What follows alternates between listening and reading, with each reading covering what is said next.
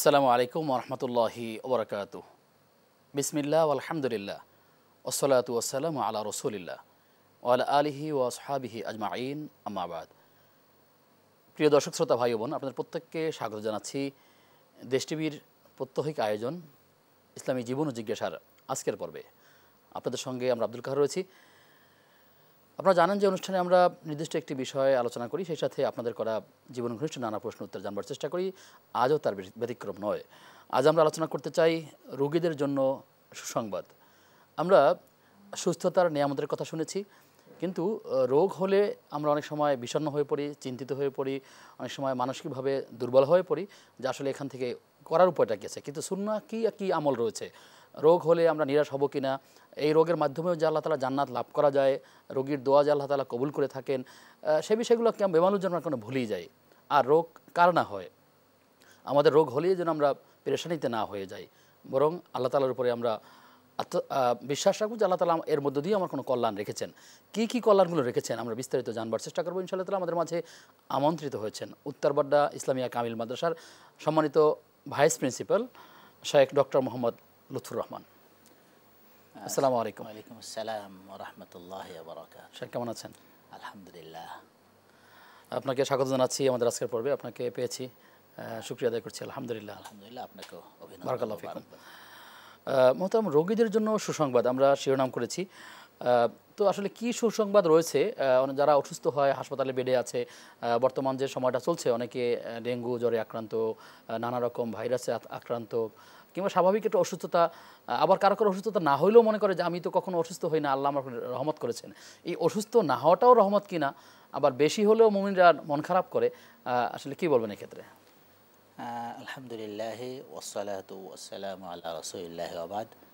আপনি সমসাময়িক একটি প্রয়োজনীয় জীবন ঘনিষ্ঠ একটি বিষয়কে সামনে নিয়ে এসেছেন, সে কারণে আপনাকে শুরুতেই ধন্যবাদ জানিয়ে রাখি।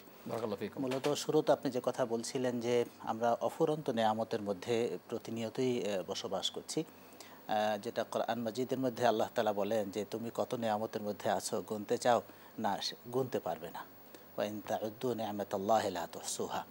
তো এইসব নিয়ামতের মধ্যে অন্যতম নিয়ামত হলো মানুষের শরীর, এবং একই সাথে মানুষের কলব, অন্তরও একই সাথে এর সাথে সম্পৃক্ত।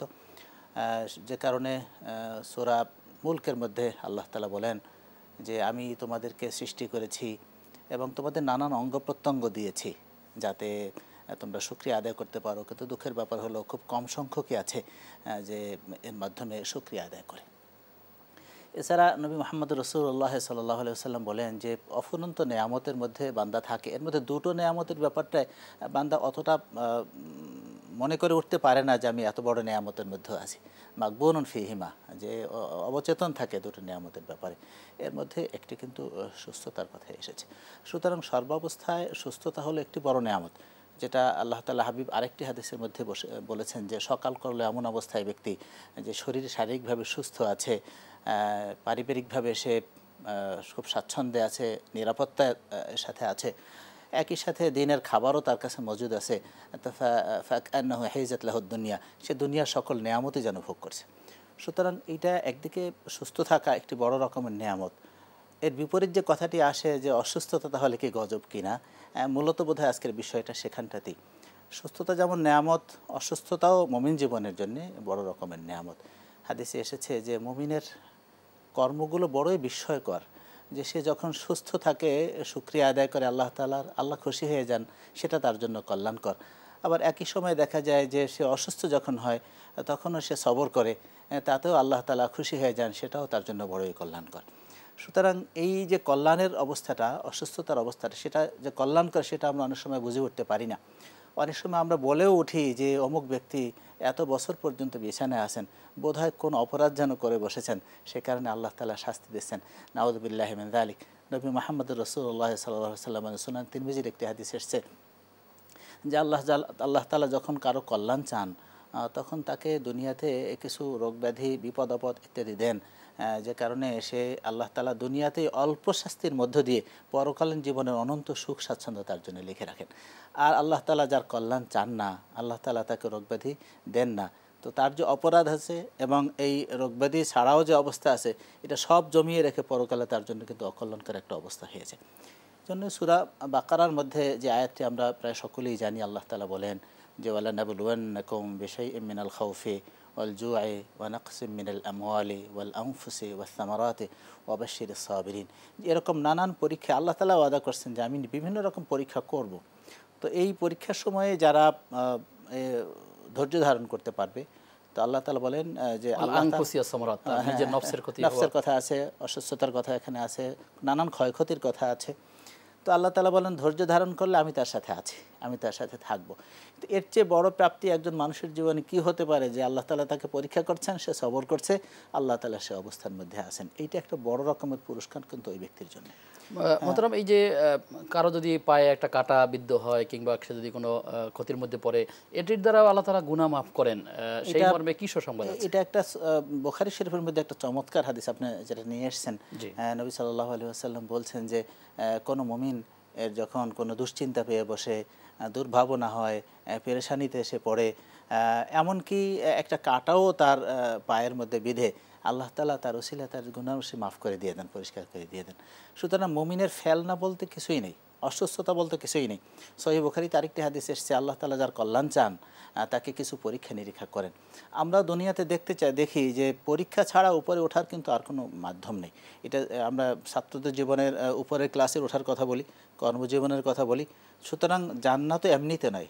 কোরআন মাজিদের বহু জায়গাতে আল্লাহ তাআলা কথা বলছেন যে আল্লাহ তাআলা তোমাদেরকে যে সৃষ্টি করেছেন এমনি এমনি না, একটা কারণ আছে, এবং আল্লাহ তাআলা তোমাদেরকে নানান পরীক্ষা নিরীক্ষা ছাড়াই জান্নাত দিয়ে দেবেন, সফলতা দিয়ে দেবেন, সেটা যেন বান্দা কল্পনা না করে। সে কারণে পরীক্ষা নিরীক্ষা বান্দার আসবেই। একবার একটা ঘটনা বলি, নবী মুহাম্মদ রাসূলুল্লাহ সাল্লাল্লাহু আলাইহি ওয়াসাল্লামের কাছে এক বেদুইন আসে। তো আসলে নবীজি বললেন যে তোমার কি কখনো জ্বর হয়েছে? ওই ব্যক্তি বলল জ্বর কী জিনিস?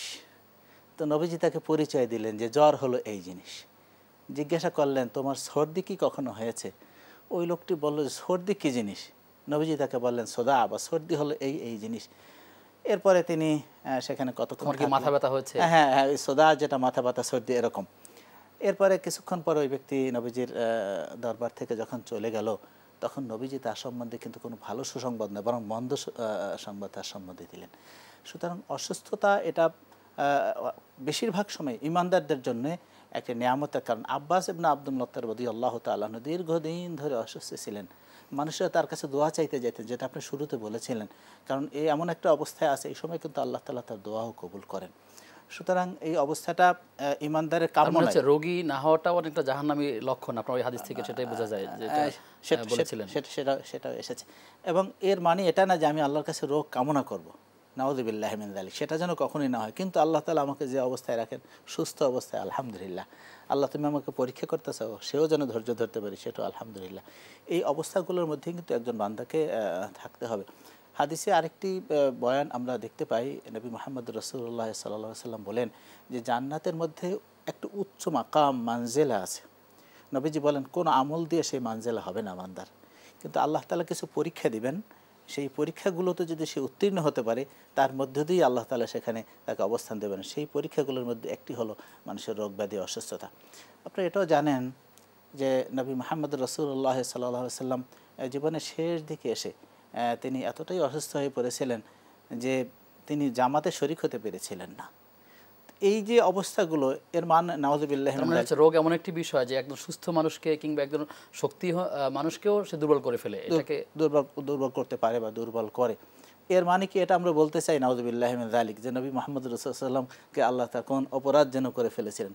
কশ্চিনকাল ভাবনার মধ্যে সেটা আনা যাবে না, কিন্তু এর মধ্য দিয়ে আল্লাহ তাআলা উম্মতকে একটি শিক্ষা নবীজির মাধ্যমে দিয়ে দিয়েছেন।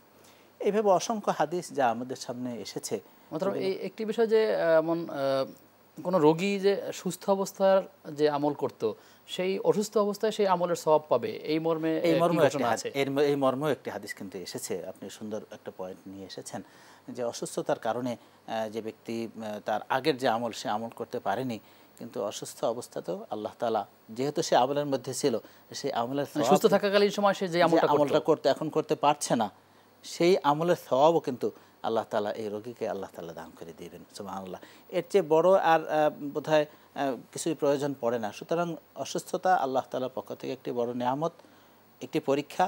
এই পরীক্ষার মধ্য দিয়েই ঈমানদারকে অপরের জান্নাতের সুখ বলি, দুনিয়ার স্বাচ্ছন্দ্য বলি, তার মধ্যেই বান্দাদেরকে যেতে হয়। এটা আল্লাহ তাআলার একটি বিধান যা আল্লাহ তাআলা আমাদেরকে দান করেছেন। এবং আর রোগে পতিত হলে মানুষ তো আল্লাহ তাআলার কাছে বারবার তওবা করে, তওবা ইস্তিগফার করে এবং সে গুনাহ মাফের একটা সুযোগ পায়। একটা সুযোগ তৈরি হয়। নাউযুবিল্লাহি মিন যালিক। কোন ঈমানদার যেন এরকম কল্পনা না করে যে আল্লাহ আমাকেই পেয়েছেন, আমাকেই ধরছেন, আমাকেই শাস্তি দিচ্ছেন। এটা সাধারণত লোকেরা বলে এভাবেই যে যারা একদমই আল্লাহর দিন কোনো মানে না, তারা দিব্যি চলাফেরা করে, তাদের কোনো সমস্যা নাই, তাদের অনেক টাকা পয়সা, আর আমরা ইসলামও পালন করি, আবার আমাদের রোগও ছাড়ছে না, আমাদের দারিদ্রতাও কমছে না। জি জি, এরকম একটা চিন্তা থাকে। আমি সে কথা একটা হাদিস বোধহয় আপনাকে শুনিয়েছিলাম যে নবীজির কথা বলছেন। আমি আবার একটু প্রসঙ্গত উল্লেখ করি যে আল্লাহ তাআলা যার কল্যাণ চান না, তাকে আল্লাহ তাআলা নানান পরীক্ষা, রোগ শোক সহ নানান পরীক্ষার মধ্যে আল্লাহ তাআলা ফেলেন না। এই না ফেলার মধ্যে দিয়ে তার গুণগুলো তার অবশিষ্ট থাকে এবং সেগুলোই তার জাহান্নামে যাওয়ার জন্য অন্যতম বড় কারণ হয়ে যাবে।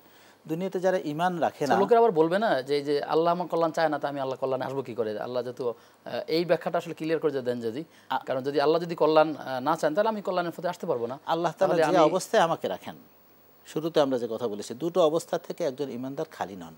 সুস্থ আছে আলহামদুলিল্লাহ, আমি তার শুকরিয়া আদায় করছি চিন্তায়, কর্মে এবং মুখের মধ্য দিয়ে। আল্লাহ তাআলা তাতে সন্তুষ্ট আছেন আমার শুকরিয়ার মধ্য দিয়ে, আলহামদুলিল্লাহ, সেটাও আমার জন্য কল্যাণকর। বিপদ আপদে ফেলেছেন, আমার কিছুই করার নেই, হাত নেই, কোনো মানুষের বিপদ আপদে কোনো হাত নেই। সুতরাং সেই অবস্থায় যদি আমি পড়ে যাই, আল্লাহ আমাকে তৌফিক দিও, আমি যেন সবর ইখতিয়ার করতে পারি এবং তার মধ্যে দিয়ে তোমার সন্তুষ্টি অর্জন করতে পারি, তোমার সঙ্গীত্ব যেন আমি পেতে পারি। ঈমানদারদের দুটি অবস্থায় কিন্তু রয়ে গিয়েছে। অধৈর্য হওয়া এটা কোনো অবস্থাতেই ব্যক্তির কাম্য নয় এবং অসুস্থতা কামনা করা যাবে না। সে কারণে যে নবী মুহাম্মদুর রাসূলুল্লাহ সাল্লাল্লাহু আলাইহি ওয়াসাল্লাম যতগুলো হাদিস আমরা দেখি যে আল্লাহ তাআলার কাছে আশ্রয় চেয়েছেন, এর মধ্যে সবগুলো হাদিসই আমরা ব্যাধি, দুশ্চিন্তা, রোগ শোক, বড় রকমের অসুবিধা, এগুলো থেকে আল্লাহ তাআলার কাছে আশ্রয় চাচ্ছেন সুস্থ অবস্থায়। সুস্থ অবস্থায় এই যে আশ্রয় চাওয়া, সেটিও আল্লাহ তাআলার একটি ইবাদত হচ্ছে। মানুষের একটা পেরেশানিতে পড়ে গেলে কিংবা অসুস্থ হলে পরে সে কি আমল করতে পারে, কি দোয়া করতে পারে? যেটা হাদিসের মধ্যে এসেছে, আল্লাহুম্মা ইন্নী আউযু বিকা মিনাল হাম্মি ওয়াল হুজনি ওয়াল বুখলি ওয়াল জুবনি ওয়াল কাসা ইত্যাদি ইত্যাদি। এখানে অনেকগুলো এসেছে। আল্লাহ, আমি আপনার কাছে আশ্রয় চাচ্ছি, আমি যে পেরেশানিতে পড়েছি এখান থেকে আপনি উদ্ধার করা ছাড়া আমার উদ্ধারের অবস্থা হবে না। আমি যে ভোগান্তিতে পড়ে গেছি আপনি উদ্ধার করতে পারেন। সুতরাং এটি বান্দা করবে। বিপদে যখনই বান্দা পড়বে, আমরা দেখেছি নবীদের মধ্যেও অনেকেই নানান রকমের পরীক্ষার মধ্যে পড়েছেন। এতে আল্লাহ তাআলা এর মধ্য দিয়ে নবীদের শান মান ইত্যাদি বাড়িয়ে তুলেছেন। আমরা জানি যে দীর্ঘদিন ধরে নবী যিনি অসুস্থ ছিলেন, আল্লাহ তাআলা, এবং তিনি আল্লাহর কাছে কথা বলেননি যে আল্লাহ আমাকে সুস্থ করেন। তার ভাষাটা ছিল একটু অন্য রকমভাবে, যে রব্বে ইন্নী মাসানি আদ-দুর, রব্বে আন্নী মাসানি আদ-দুর ওয়া আনতা আরহামুর রাহিমিন। আল্লাহ, আমার যে অসুস্থতা আছে আপনি তো দেখতে পাচ্ছেন, আমি অসুস্থ পীড়ায় ভুগছি, আর আপনি হচ্ছেন আরহামুর রাহিমিন। তো আরহামুর রাহিমিন এই অবস্থা দেখতে পাচ্ছেন, আমার তো চাওয়ার কিছুই নেই। এটা চাওয়ার একটা ভাষা, খুব উঁচু মানের একটি ভাষা। সুতরাং নবী অধৈর্য হননি, মাছের পেটে পড়েছেন, এর চেয়ে বড় বিপদ কী হতে পারে? কোনো আলো তার সামনে আর নেই। তিনি আল্লাহ তাআলাকে স্মরণ করছেন যে লা ইলাহা ইল্লা আনতা, আল্লাহ আপনি ছাড়া তো আর কেউ নেই, লা ইলাহা ইল্লা আনতা সুবহানাক ইন্নী কুনতু মিনাজ জালিমিন। তো এই যে আল্লাহ তাআলাকে ডাকা বিপদ আপদে, এই শিক্ষা সকল নবীদের মাধ্যমে আমরা পাই এবং আমাদের নবী মুহাম্মদুর রাসূলুল্লাহ সাল্লাল্লাহু আলাইহি ওয়াসাল্লাম তার মাধ্যমে কিন্তু আমরা পাই। বদর যুদ্ধের আগের রাতে আমরা দেখতে পাই যে অল্প মুসলমানদের সংখ্যা অল্প, অস্ত্রশস্ত্র তেমন নয়, প্রশিক্ষিত নয়। এই অবস্থায় নবী মুহাম্মদুর রাসূলুল্লাহ সাল্লাল্লাহু আলাইহি ওয়াসাল্লাম একটি আলাদা পরিবেশের মধ্যে কিন্তু পড়লেন। কিছু ভাবনাও তার মধ্যে অন্যরকম করে তৈরি হলো। তিনি রাতে আল্লাহ তাআলার দরবারে সিজদায় পড়ে থাকলেন এবং আল্লাহর কাছে দোয়া করতে থাকলেন যে আল্লাহ, তুমি যদি না চাও যে তোমার পৃথিবীতে বন্দেগী হোক, তাইলে তুমি আমাদেরকে ধ্বংস করে দিও। তাহলে এই যে একটা পেরেশানি, সেই পেরেশানির মুহূর্তে অধৈর্য নয়, বরং আল্লাহমুখী হয়ে যাওয়া, আল্লাহর দিকে হয়ে যাওয়া, আল্লাহর কাছে দোয়া করা, প্রার্থনা করা, এগুলি ঈমানদারদের মৌলিক। আপনার কাছে আসবো, একজন দর্শকের প্রশ্ন আছে, অনলাইনে প্রশ্নটি এসেছে যে হাসিবুর রহমান সিরাজগঞ্জ থেকে। তিনি বলেছেন যে বোনেরা পিতার মূল বসত বাড়ি থেকে কোনো অংশ পাবে কিনা?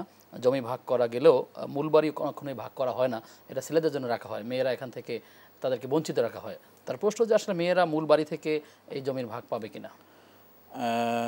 যিনি প্রশ্ন করেছেন, এটি আমাদের দেশের প্রেক্ষাপটে একটি খুবই বাস্তবধর্মী একটি প্রশ্ন। সেক্ষেত্রে আমি একটা ঘটনা বলে তারপরে শুরু করছি। জনৈক ভদ্রলোক, আমরা খুব ছোট্ট করে যে উত্তরটা নেব আমরা। ও আচ্ছা, তো তার ওয়াইফ এবং তার ভাইদের সম্পত্তি দিয়ে বন্টন করে তার বাবা হজে যাচ্ছেন। তো মেয়েদেরকে ওই মাঠের জমি, যেখানে ফসল হয় না, পানির জমি, এগুলো দিয়ে দিয়েছেন, কম দামি জমি, পরিমাণ ঠিক রেখেছেন। তো ওনারা আদালতে চলে গিয়েছেন। তা বাবা যাচ্ছেন হজে আর ছেলেমেয়েরা আদালতে যাচ্ছে। তো হজ কিভাবে কবুল হতে পারে? ছেলেমেয়েদের হক বা ভাই বোনদের যে হক, সেটি হলো বাড়ির কোনো হিসাব না, ব্যাংকের কোনো হিসাব না, জমির কোনো হিসাব না, সম্পত্তিতে যে অধিকার আল্লাহ তাআলা নিশ্চিত করেছেন প্রত্যেকেই সেই অধিকার পাবে। এটি হলো মূল সংক্ষেপ যে কথাটি। আপনাকে আসবো বিরতির পর ইনশাআল্লাহ। প্রিয় দর্শক, আপনারা দেখছেন ইসলামী জীবন ও জিজ্ঞাসা। সময় হয়েছে একটা বিরতির, ফিরছে কিছুক্ষণ পর, সাথে থাকুন।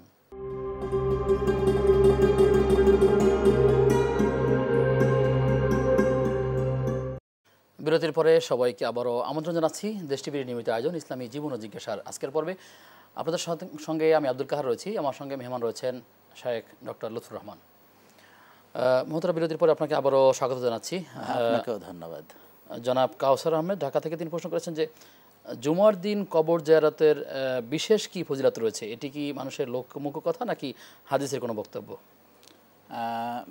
একটু সুন্দর। জুমার দিনে কবর জিয়ারত করার বিশেষ কোনো ফজিলত আছে কি নাকি স্বাভাবিক? জুমার দিন এমনিতে আমল, একটি বিশেষ দিন হওয়ার কারণে মানুষ নানান মুখে আমলের মধ্যে পড়ে। এর মধ্যে বিশেষ আমল যেটা পাই সেটা হলো দুরূদ শরীফ পাঠ করা, বিশেষ করে আসর থেকে মাগরিব এই সময়ের মধ্যে প্রার্থনা করা। তো কবর জিয়ারত যেটা এর কথা যেটা এসেছে, এটা পুরুষ মানুষ যে কোনো দিনই করতে পারবেন, দিন ধার্য করা উচিত না, দিন নির্দিষ্ট করে নয়। এবং সেই দিনে আলাদা কোনো বরকত ফজিলত আছে, সেই দিনকে নির্দিষ্ট করে কবর জিয়ারত করা এটা সমীচীন হবে না, বরং নিজের জন্য বা মাইয়েতের জন্য, সকলের জন্য কল্যাণকর কবর জিয়ারত, সেটা তিনি বিভিন্ন সময় তিনি করবেন ইনশাআল্লাহ তাআলা। আর প্রশ্ন করেছেন শেরপুর থেকে জনাব নাজমুল হোসেন। তিনি লিখেছেন যে গর্ভবতী একজন মা কিংবা নারী যে কাজগুলো বেশি বেশি করবে, তার প্রভাব কি তার গর্ভের সন্তানের উপর পড়বে? যেমন বেশি বেশি কোরআন পড়া, তেলাওয়াত করা, দোয়া পাঠ করা বা নেকামল করা, কি বলবেন এক্ষেত্রে? আলহামদুলিল্লাহ, এটি গবেষণা দ্বারা প্রমাণিত। মায়ের প্রভাব সন্তানদের, শিশুদের মধ্যে পড়ে।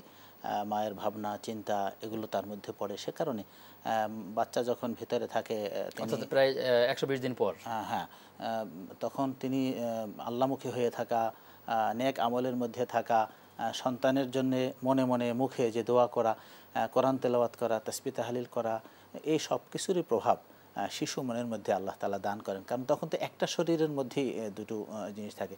মা অসুস্থ হলে শারীরিকভাবে বাচ্চা যেমন অসুস্থ হয়, আবার দেখা যায় যে বাচ্চার কারণেও মাও অসুস্থ হয়ে পড়ে। তো এটার সম্পূরক অবস্থার মধ্যে চলে আসে। সে কারণে গবেষকগণ তারা বলছেন যে তার প্রভাব, ইতিবাচক প্রভাব শিশুদের মধ্যে পড়ে। সুতরাং আমাদের গর্ভবতী মায়েরা যারা আছেন, যদি তারা চান, এবং সবাই চাইবেন, এটি স্বাভাবিক, যে সন্তানরা নেককার হয়ে উঠুক, আল্লাহওয়ালা হয়ে উঠুক, ইমানদার হয়ে উঠুক, তাহলে মাদেরকেও সেখানটাতে বেশি এগিয়ে আসতে হবে। কি আমাদের সমাজ ব্যবস্থা দেখা যায় যে এই গর্ভকালীন সময় তিনি খুব বেশি ইবাদত করেন না, স্বাভাবিক কাজ করেন, কিন্তু এরপরে একটা পর্যায়ে গিয়ে সন্তানকে আল্লাহওয়ালা বানানোর জন্য অনেক নসিহা করেন, কিন্তু এই শুরুটা তো আসলে আগে থেকেই হওয়া উচিত। তাহলে এটা আপনি যদি আরও আগে বলেন, তাহলে আমি বলবো বিয়ে বা বিয়ের আগে থেকেই সেটা শুরু হওয়া উচিত, যাতে পুরো পরিক্রমার মধ্যে আল্লাহ তাআলা সন্তুষ্টি থাকে। কোনো একটা নির্দিষ্ট সময় আমি আল্লাহ তাআলাকে খুব চাইলাম, অন্য সময় চাইলাম, সেটিও নয়। যেমন বিশেষ করে বাচ্চারা যখন মায়ের পেটে আসেন, তখন মাদের ইবাদত বন্দেগী করার পরিবেশটাও কিন্তু কমে যায়, শারীরিক অসুস্থতাও থাকে। তো তিনি আগে যেটা করেছেন আর এখনও যেটা লালন করেন, অন্তত কমপক্ষে অন্তর থেকে, ইনশাআল্লাহ তার বদৌলত বরকতময় সন্তান আল্লাহ তাআলা দিবেন ইনশাআল্লাহ। প্রশ্ন করেছেন আমাদের এক ভাই, লিখেছেন যে আমরা বিশ্ববিদ্যালয়ে কয়েকজন ছাত্র একত্রে থাকি, অনেকে সালাত আদায় করে না, বরং অশ্লীল কাজের সাথেও কেউ কেউ জড়িত থাকে, তাদের সাথে একত্রে সেই আবাসিকে কি থাকা যাবে? একটি সুন্দর প্রশ্ন, এবং এটা খুব বাস্তব ধর্মী একটি প্রশ্ন। আমরাও বিশ্ববিদ্যালয়ে যখন পড়েছি, এরকম অবস্থার মধ্যে পড়েছি। তো মন্দ কাজ যখনই কোনো বান্দা দেখবে, তখন তার করণীয় কী, সেই জিনিসটি যদি ভাই স্মরণ রাখতে পারেন, তাহলে সেটি তার জন্য কল্যাণকর হবে। আমি তার থেকে সবসময় দূরে সরে থাকলে আমি তাকে আনতে পারবো না। সে কারণে তার খাবার তিনি খাচ্ছেন, তার ঘুম তিনি ঘুমোচ্ছেন, কিন্তু আমার যদি চিন্তায় থাকে যে আমি তাকে একটু এদিকটা নিয়ে আসতে চাই, তাহলে আমার সৌন্দর্য দেখে, আমার ভালো দেখে তো তিনিও তো আস্তে আস্তে বিমোহিত হবেন। এটা গল্পের কোনো কথা না, বাস্তব কথায় আমাদের মধ্যে অনেকে দেখেছি যে রুমমেট দেখা যাচ্ছে যে ওইভাবে করে দিন ধর্ম পালনে অভ্যস্ত ছিলেন না, কিন্তু রুমমেটদের সাহচর্য আসার কারণে তার আমলের মধ্যে ব্যাপক পরিবর্তন হয়ে গিয়েছে। সুতরাং আমি ভাইকে বলবো, একসাথে থাকা অসুবিধা নয়, মনে রাখতে হবে যেন তার রঙে আবার রঙিন না হয়ে যায়, আমার রঙে, ইমানের রঙে, আমলে সালেহের রঙে আমি যেন তাকে রঙিন করতে পারি, এবং সে ভাবনা আমার অন্তরের মধ্যে থাকতে হবে। আল্লাহ তাআলা ইনশাআল্লাহ ভাইদেরকে কবুল করবেন ইনশাআল্লাহ। জি আমিন। আমি এখানে লাইভে আসার সময় আমাকে আমাদের এক প্যানেল থেকে আমাদের ভাই দুটো প্রশ্ন করেছেন, আমি সেই প্রশ্ন দুটোই দেখেন আপনাকে দিচ্ছি। তিনি প্রথম প্রশ্ন করেছেন যে আল্লাহু আকবার শব্দের সরল অর্থটা কি? আল্লাহ বড়, আল্লাহ মহান, নাকি এর আলাদা কোনো ব্যাখ্যা আছে? এমনি আকবার শব্দটি কাফ বা র থেকে এসেছে। তো এটা একটি সুপারলেটিভ ডিগ্রি, যেটা ইংরেজিতে বলি, সর্বোচ্চ অর্থ প্রদান করে, সেটা এখানে দেয়। তো কাবির অর্থ যদি হয় অনেক বড়, আকবার হবে সবচেয়ে বড়। তো সেই অর্থে আমরা আল্লাহ আকবার একেবারে শাব্দিক অর্থ যদি বলতে চাই, আল্লাহ সবচেয়ে বড়। এখন এই সবচেয়ে বড় এই অর্থ দেয় এরকম যে কোনো বাংলায় এক্ষেত্রে ব্যবহার করা যাবে ইনশাআল্লাহ। জি ইনশাআল্লাহ। দ্বিতীয় প্রশ্ন করেছেন যে সালাত কি, যেটা বলেছি আমরা সালাত আদায় করা বা সালাত পড়া, তিনি বলছেন সালাত পড়া না এবং কায়েম করা এই দুটোর মধ্যে কি পার্থক্য আছে, তিনি এই পার্থক্যটা বুঝতে চাচ্ছেন। কোরআন মাজিদের মধ্যে ইকামাতুস সালাহ বারবার এসেছে, এছাড়াও অন্যান্য শব্দ সালাতের ক্ষেত্রে এসেছে। এর একটি বিস্তারিত ব্যাখ্যা তাফসির গুলোর মধ্যে এসেছে, বিশেষ করে তাফসির কাশাফের মধ্যে এসেছে, তাফসির বায়দাবির মধ্যে এসেছে। নানান অর্থ আছে এবং কোনো অর্থই কিন্তু বলা যাবে না যে এই অর্থটাই সবচেয়ে সুন্দর, এই অর্থটা বাদ দেওয়ার মতো। জামাতে নামাজ এর আদায়ের কথা এসেছে, নিয়মিত নামাজ আদায়, কারণ আরবিতে কিছু শব্দ আছে যে শব্দগুলোর অর্থ হলো এত ব্যাপক, সেই ব্যাপক অর্থ নিয়ে যদি এটাকে আমরা সামনে নিয়ে আসতে না পারি, এক অর্থ নেই, তাহলে সংকীর্ণ হয়ে যায়। আকিমুস সালাত কি মিন করে? আমরা নামাজ ইকামাত, নামাজ কায়েম করা অর্থ যদি করি তাহলে শব্দের অর্থের সাথে মিল পড়ে। এখন এই কায়েম করা অর্থ এর মাফহুম কি, অর্থাৎ এটা দ্বারা কি বোঝানো হচ্ছে, সেইটা হলো এখানে মূল বিষয়। জামাতে নামাজ আদায় করার কথা এসেছে এবং মুওয়াজাবাত অর্থাৎ নামাজ ত্যাগ না করে নিয়মিত নামাজ পড়ে যাওয়ার কথা এসেছে। এছাড়া পরিবার এবং সমাজের সকল জায়গাতে নামাজ যেন কায়েম হয় সে কথা এসেছে। এবং এর একটি শাহেদ হলো কোরআন মাজিদের মধ্যে এসেছে, যখন আল্লাহ তাআলা বান্দাদেরকে একটি রাষ্ট্রের সক্ষমতা দান করেন, ক্ষমতা দান করেন, তখন তাদের যে কর্মসূচি আছে এর মধ্যে একটি হলো আকামুস সালাত, তারা নামাজ কায়েম করবে, অর্থাৎ সমাজের সকল ক্ষেত্রে নামাজ কায়েম করতে হবে। রাষ্ট্রের একটা কর্তব্য হয়ে পড়ে, সমাজের নাগরিকরা নামাজ পড়বে না, বেনামাজি হবে, তাহলে এর দায়ভার কিন্তু পরিবারের সদস্যরা সালাত আদায় করবে না, ব্যক্তি একটাই করবে। হ্যাঁ, ব্যক্তি যখন আদায় করবে, সব পরিবারের লোকেরা করবে না, তখন তিনি দায়িত্বশীল হিসেবে গুনাহগার হবেন, কারণ তাদের সম্বন্ধেও কিন্তু দায়িত্বশীলকে জিজ্ঞাসা করা হবে। রাষ্ট্রের প্রধান যিনি হবেন, তার রাষ্ট্রের মধ্যে নামাজের অবস্থা নেই, আল্লাহ তাআলা অখুশি হয়ে থাকবেন। রাষ্ট্রের প্রত্যেক নাগরিক সম্বন্ধে ওই রাষ্ট্রপ্রধানকে জিজ্ঞাসা করা হবে যে আমার এই হুকুমগুলো তুমি বাস্তবায়ন করেছো কিনা। সুতরাং এই ব্যাপক অর্থই কিন্তু ইকামাতুস সালাতের মধ্যে আছে। আমরা সেটাকে সবটাকে যদি ধারণ করতে পারি তাহলে আশা করি এর পরিপূর্ণতা আমাদের মধ্যে আসবে ইনশাআল্লাহ। ইনশাআল্লাহ তাআলা। প্রশ্ন রয়েছে যে সকল নবজাতক অথবা সন্তান মৃত প্রসব করে দুনিয়াতে, পৃথিবীতে যখন মায়ের গর্ভ পেট থেকে আসেন তারা মৃত অবস্থায় আসে, এই রকম সন্তানদের আকিকা বা নাম রাখা দরকার কিনা? না, এদের আসলে মূলত নাম রাখা হলো সপ্তম দিবসের কাজ। হাদিসের মধ্যে যেটা এসেছে, সপ্তম দিবসে অনেকগুলো কাজ আছে, এর মধ্যে একটা হলো নাম রাখা এবং নামকে জানিয়ে দেওয়া, যাতে সমাজের মানুষেরা সেই নামে তাকে চিনে এবং ডাকে, এবং এই নাম দিয়েই কিন্তু কিয়ামতে আল্লাহ তাআলা ওই ব্যক্তিকে ডাকবেন, অমুকের ছেলে অমুক, এটা বলে। দ্বিতীয় যেটা আকিকা বলেছেন, আমরা আকিকাকে মনে করি কোরবানির সময়ের কাজ, এটিও একটি ভুল ধারণা আমাদের মধ্যে। দেয়া না থাকলে দেয়া যেতে পারে, সেটা ভিন্ন কথা, বা সপ্তম দিবস যদি কোরবানির দিন পড়ে সেটাও ভিন্ন কথা, কিন্তু পরিপূর্ণ সুন্নত এর যারা আমরা আকাঙ্ক্ষা করি সপ্তম দিবসের কাজ, যেহেতু এই শিশুটি দুনিয়াতে আসার সময় প্রাণ নিয়ে আসেনি, আল্লাহ তাআলা তাকে সেইভাবে আনেননি, সুতরাং তার আকিকা কিংবা সপ্তম দিবসের অন্যান্য যে সকল কাজ আছে কোনো কাজই তার জন্য প্রযোজ্য হবে না, বর্তে না। প্রশ্ন করেছেন মোহাম্মদ আলী মৌভাষা রংপুর থেকে, তিনি বলেছেন যে টিন শেড তৈরি একটা মসজিদ নির্মাণ করা ছিল আগে, এটা ভেঙে এখন নতুন করে সুরকি ইট দিয়ে ভবন তৈরি করা হচ্ছে। প্রশ্ন হচ্ছে যে এই আগের যে টিন বা যে উপকরণগুলো আছে সেগুলো কি আমরা বিক্রি করতে পারবো? এটা ফকিহদের একটি মাসআলা রয়েছে, ফকাহাদের, যে এটা নষ্ট করলে তো মসজিদের কোনো লাভ নেই, বরং মসজিদের জায়গা থাকে, অক্ষর জায়গা, সেখানে গাছপালা থাকে, একইভাবে সেটা লিজ দেওয়ার ব্যবস্থা থাকে, মসজিদ উপকৃত হতে পারে এমন যে কোনো কাজই করতে হবে। আমি টিনটা ফেলে রাখছি, মূল্যবান একটি জিনিস, 10 বছর পরে অস্তিত্বহীন হয়ে যাবে, মাটির সাথে মিশে যাবে, তাতে কারো কোনো লাভ হবে না, সুতরাং সেটা বিক্রি করে মসজিদের সাথে কাজে লাগানো যাবে ইনশাআল্লাহ। ইনশাআল্লাহ তাআলা। আমরা শেষে চলে আসছি, আমরা আপনার থেকে একটা প্রশ্ন নিব।